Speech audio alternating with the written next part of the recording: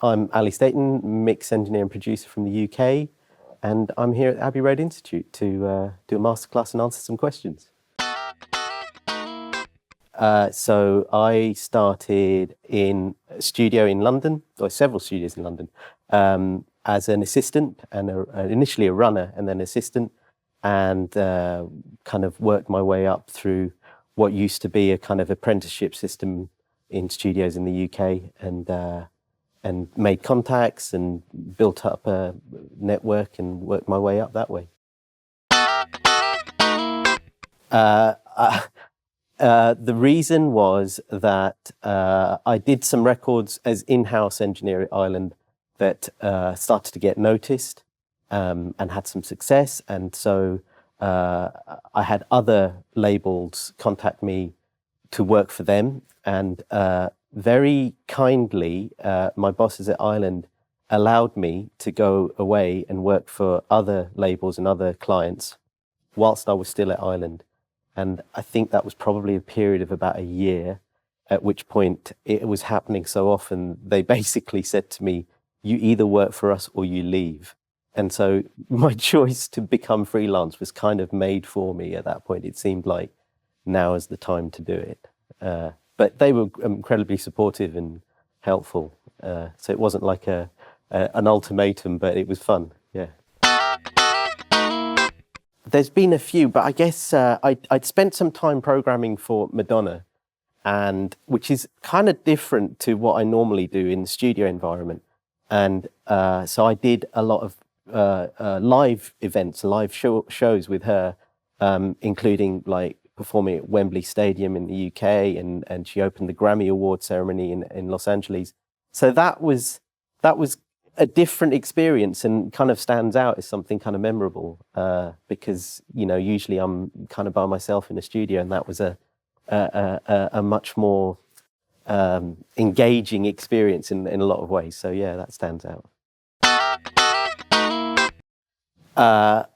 I guess the main thing is to work on everything, because and all opportunities are good opportunities. All opportunities offer something to learn from, and it kind of gives you the tools to be able to deal with many different situations, and that's pretty valuable. Kind of focusing only on one style of music or one particular role maybe gives you a narrow viewpoint. So yeah, I'd say try a part of everything, especially nowadays.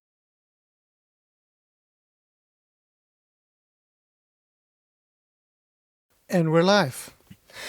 Welcome at Serious Sound Sessions, and this is a very special episode because it's the first one. Serious Sound Sessions is a new platform which is all about sharing knowledge, experiences, stories, and inspiring you, and supporting the principles of lifelong learning. Because we believe we're all teachers and we're all learners. But the center of it all is the passion for music. So we're talking about songwriting, composing, music production, music business, taking the role of a music producer serious. Serious Sound Sessions is hosted by Abbey Road Institute in Amsterdam and supported by influential brands.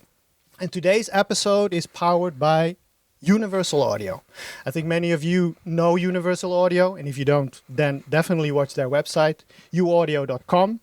And check their amazing collection of digital recording tools with the sound and spirit of vintage analog technology. Universal Audio brought also a very special guest for this episode of Serious Sound Sessions, who will talking about his mixing and his producing experiences with one production in particular.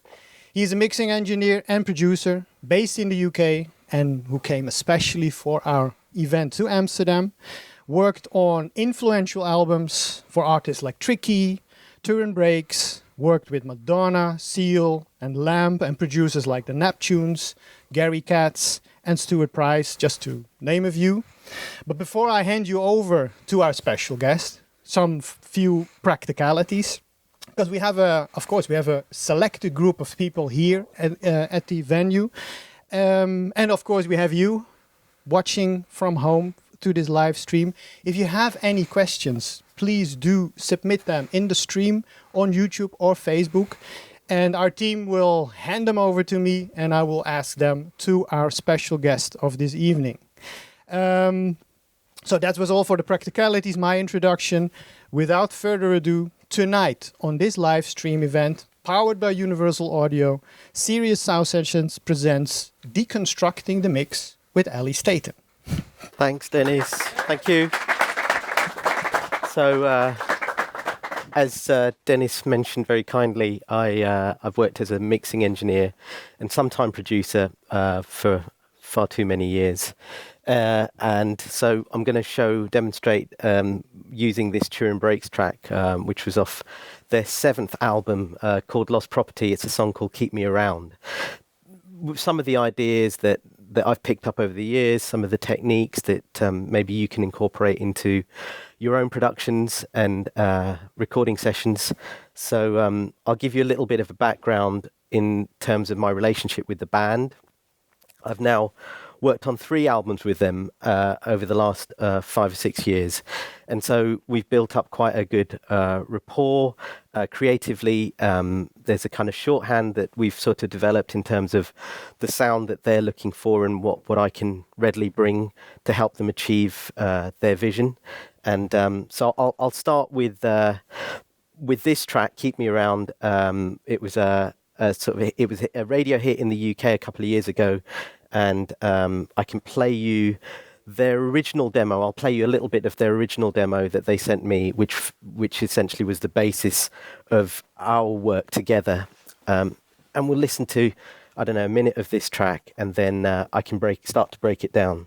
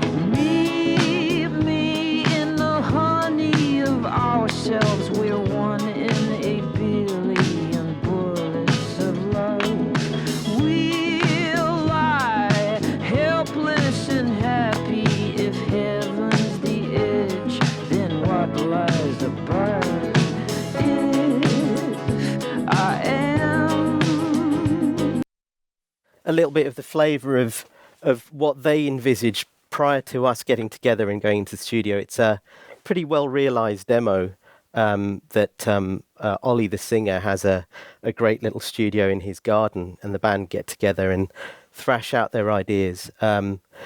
Pretty early on in our discussions, we'd picked out this track as a single that we were going to, make the best we could possibly make for the purposes of a lead track for the upcoming record. So I'll start to show you some of the key elements that we then use to kind of build that track up and achieve some of those aims. They are a live band, a 4-piece, bass drums, 2 acoustic guitars, and the second guitarist also plays electric and vocals. So it was kind of imperative that we kept that core element, and that the track didn't deviate too far from that core sound, because obviously when they go out and tour, they want to be able to reproduce the track as we did it.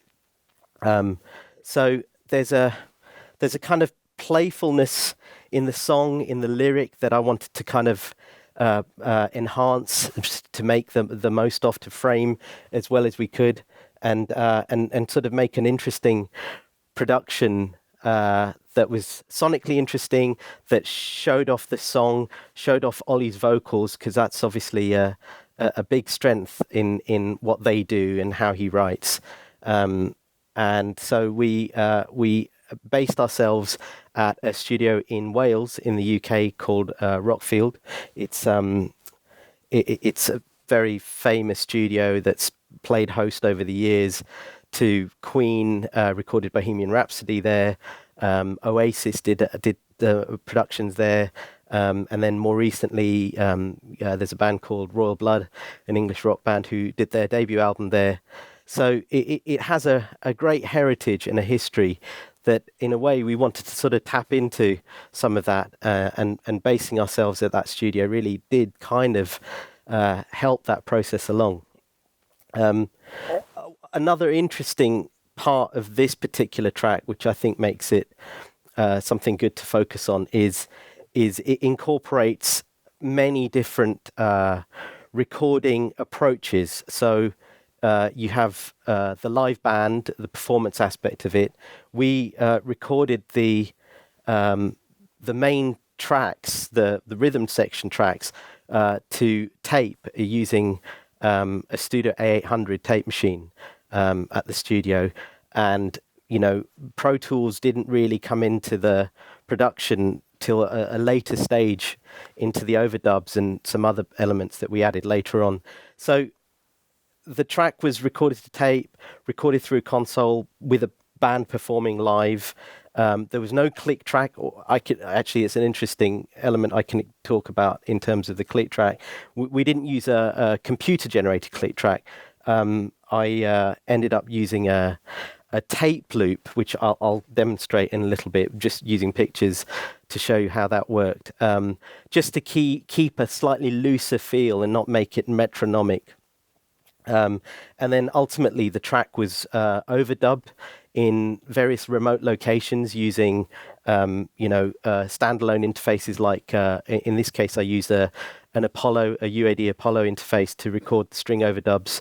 And then it was mixed in the box, completely in the box using only plugins. So it has various stages, some of which will be entirely applicable to how you guys might be working at home. So hopefully some of these tricks and techniques might be useful to you. So let me have a look at my notes. Let's start with the drums here. Very early on, there's a sort of, I guess you could describe it as folk disco with the acoustic guitars that the band have. That's very much part of their signature sound. But there's a sort of groove element that we all felt had that kind of disco folk vibe, and we wanted to sort of zone in on that a little bit. So we used a technique that I was first made aware of when the Bee Gees back in the 70s were recording, where they would have a tape loop as a rhythm track, and all the other elements were overdubbed on top of that. And it gives it a kind of flow. It has that repetitive nature that a drum machine would have, but without the sort of metronomic side of that. So I can show you a quick picture of a tape loop in action. I don't know if you can see the mic stand to the left, which the tape loop was so long that it couldn't actually spool around two spools. So to create the tension, I had to use a mic stand. And I had the drummer play the groove of the song at, a rough tempo that he was comfortable with. And I recorded it to the 2-track and then looped it and then recorded that with the band performing on top of that essentially providing them with the tempo of the song. So a kind of, I guess it's an organic way, if you like, of creating a click, but based entirely on human feel. Well, certainly for those 4 bars of, I think it was a 4-bar loop that we used. And so if I switch back, you can have a listen if I give you a solo of the drum part.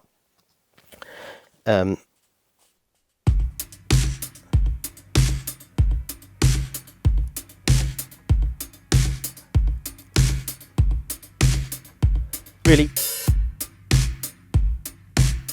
holds it together. He, as the track builds, he adds some more more fills and a little flourishes on the hi-hat, but it already has that kind of disco groove that we were looking to replicate. And as the track builds, I'll solo some more elements.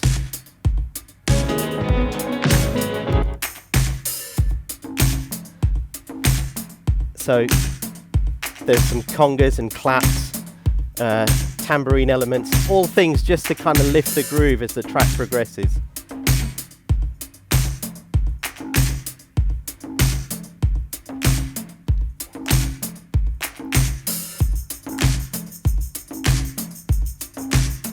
So you get a little flavour of those elements. As you can see up here on this track, I'll make it a little bigger.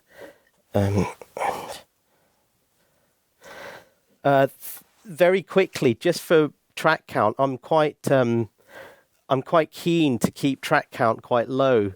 I don't really like having big multi-track sessions if I can help it. So a lot of decision making gets made along the way. So I committed to a stereo balance of the drums and bounced it down quite early on. So although the drums were originally recorded on, I think maybe 10 or 12 tracks, I committed to a balance, and then we continued working on the track as a stereo mix of the drums. So that was it. I couldn't change any of the balances that were done then. And in a way, that's generally quite freeing, because it means you have less decisions to make as you're going along. You commit to that balance as it was. And because it's a live take, there is a natural human movement. So once the track was into Pro Tools, I was able to create a tempo map, which is that easy to see up here. There's a tempo map along the top. Oh, there we go. Along here, literally on every beat, and you can see if it's clear on the stream, then the numerical values changing between the beats. So the tempo map follows the drummer's movement, and what that allowed me to do was to keep that natural feel. Didn't grid the drums or anything like that. That was entirely his performance, and then allowed me to add some programmed elements and things like that following his tempo, which I think a lot of times, sometimes modern music can work very well, very quantized. In the case of this track, it felt that it should flow a little more naturally. So that was a way of achieving some movement in the track. All right, let's have a look at what other interesting things we did. The bass part is we went for a kind of, I guess it's a kind of 60s, almost Serge Gainsbourg kind of muted Fender bass, which again, has a bit of character. It's quite short and muted, dampened.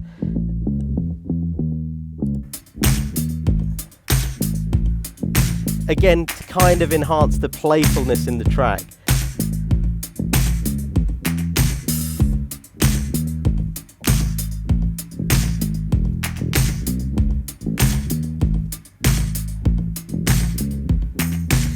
So it was always the intent to kind of have a fun, summery, playful track that didn't sound too intense. So as we added in the other elements, I'll kind of slowly open the track up so you can hear.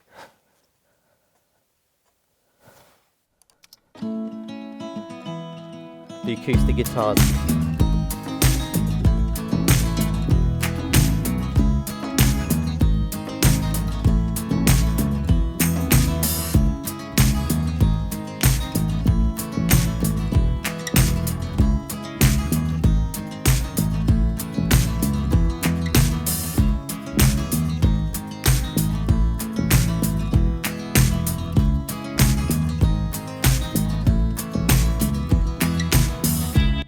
So you can hear how we're building up the groove, building up the movement, keeping that original element of their demo kind of intact, the flavor of their demo, because it was so good already. Let's just have a quick scan back so you can hear.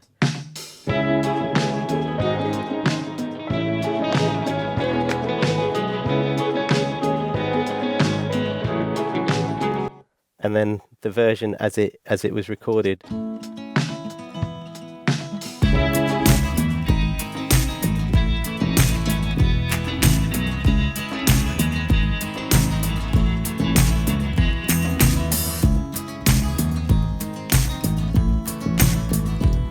A little brighter, a little more playful. Is there maybe now's the time for you to step in and have some questions? Yeah, I do have a question from Patrick van Hooydonk, Dutch name. How was it to work with Lewis Taylor? And what have you been able to add in your role? And what have you learned while working on this production? I did work with Lewis Taylor, who's a UK artist who was signed to Island Records in the mid-1990s, so quite a long time ago. I did 2 albums with him. I guess the better known of the 2 is the original debut, and I learnt a lot from him. He's a bit of an enigma. He made 2 records and basically retired, and these 2 records have still have a kind of cult status. My involvement in it was that I was the in-house engineer at the record label to whom he was signed. And so I was the mix engineer on the record. He always had an incredibly clear idea of what he wanted, his vision, and I was there just to help him achieve that in whatever way. What's interesting about the first album is that he recorded it at home pretty much entirely on an old kind of semi-professional format called an Alesis ADAT. Which was a SVHS system that was pretty awful, to be honest. But he managed to do some magic on there, and I was very fortunate enough to be able to mix it. So yeah, he's a very important part of my kind of learning and career. Yeah. And I mean, that's a completely side story. Yeah, sure. Mixed on this Neve. I've worked on this Neve when it was in a studio in London called Angel, which I only discovered today when I arrived here and they told me. But yeah, the music industry is small, and not only people that you encounter again and again.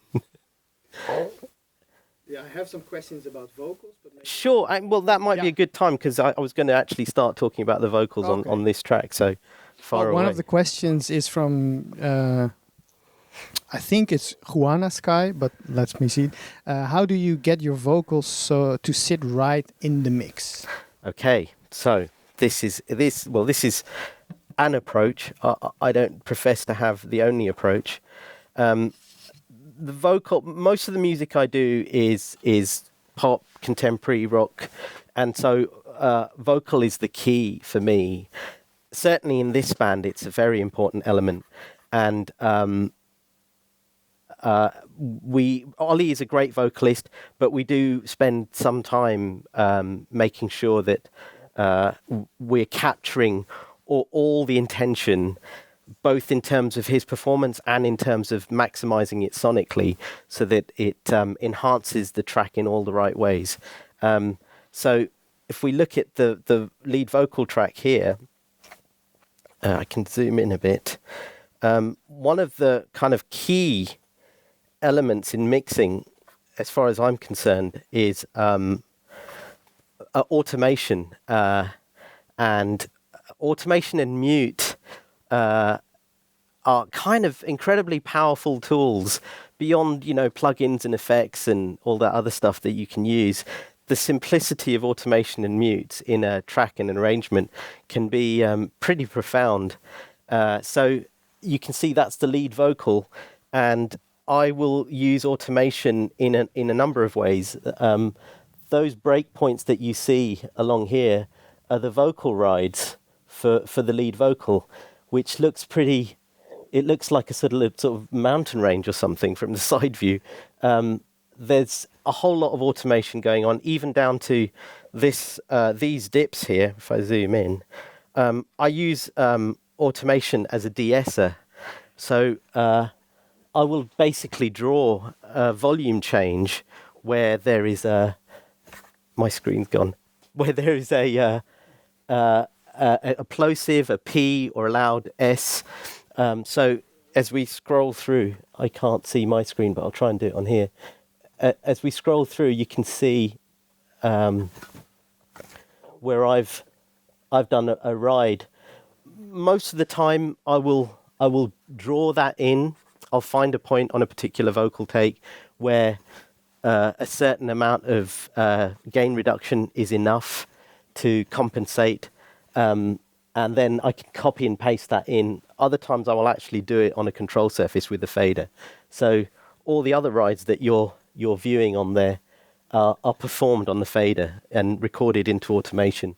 So that goes some way to answering. Is it Juanes? Juana?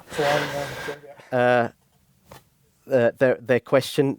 Automation is a very big part. I mean, I don't know if there's a single compressor that will ride and hold the vocal in a place unless you're literally like brick wall limiting it, and then it becomes unnatural.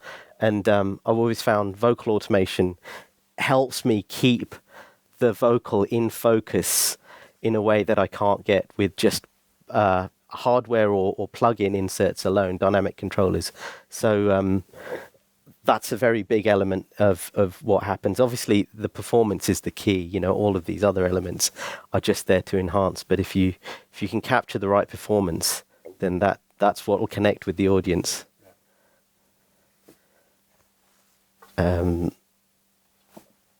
Is there another question or no? Okay, I'll carry on from here. So, if we open up some of these other tracks.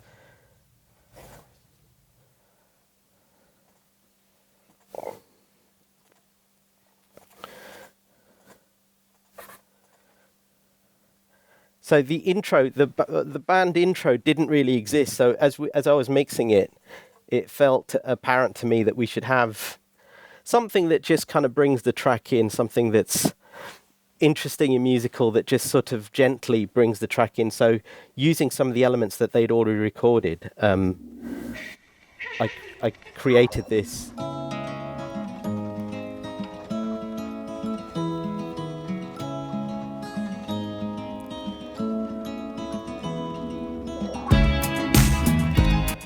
It felt like a sort of gentle way of introducing the acoustic theme and picking out some of the notes with the there's a little glockenspiel part, that the little music boxy thing that's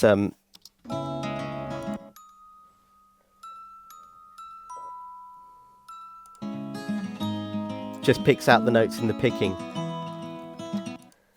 Also, some of the other elements that we used in here that, again, add a little bit of character is these sort of non-musical sound effects and samples,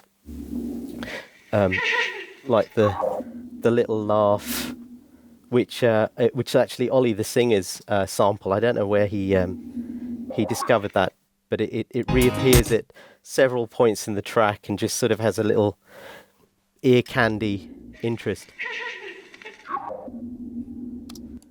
It's quirky, and it just sort of, it's one of those things that people pick up when it came on the radio. A lot of people kind of commented on that. There's a little train vibe just to add to the kind of little tension, to add to the upcoming rhythm. And then I think finally there was this element that just very simple, but it just adds that little bit of tension.